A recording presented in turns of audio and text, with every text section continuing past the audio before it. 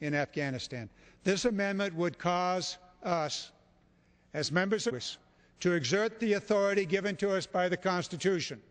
That is the power of the purse. And by denying funding for more than 25,000 troops at the end of 2012, we will accomplish the goal of rapidly, appropriately winding down the war. Not my words, but the words of the Afghan Study Group and Richard Haass, people that know these issues. We must do this for our own good, for the good of this nation. We're sitting here in the midst of a great debate upon a default crisis. Back and forth about how do we deal with the deficit. Well, one way we can deal with the deficit is to end this war. $120 billion a year adds up to $1/3 of $1 trillion in just 3 years. We're not suggesting we can get that. We know we're going to have to maintain some sort of a presence there. But surely we don't need to spend $120 billion in Afghanistan when in our own country we are denying our children an education for lack of money. We are denying our elderly the health care that they need. For example, terminating Medicare for lack of money.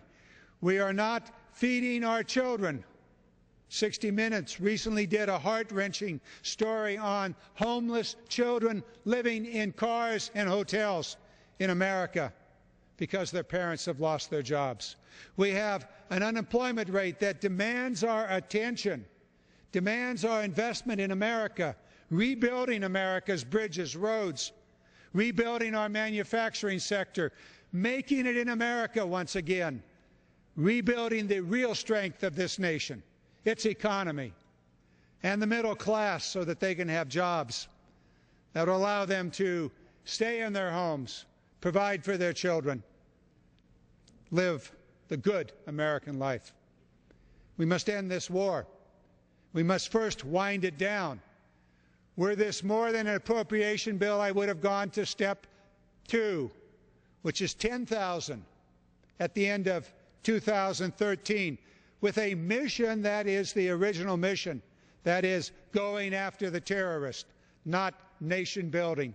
We must, as the President said, rebuild our nation, and unlike the President, this amendment offers us the opportunity to use our money to rebuild this nation. And by the way, for you deficit hawks, it's all borrowed money. You're borrowing money for Afghanistan, or you're borrowing money to rebuild this nation.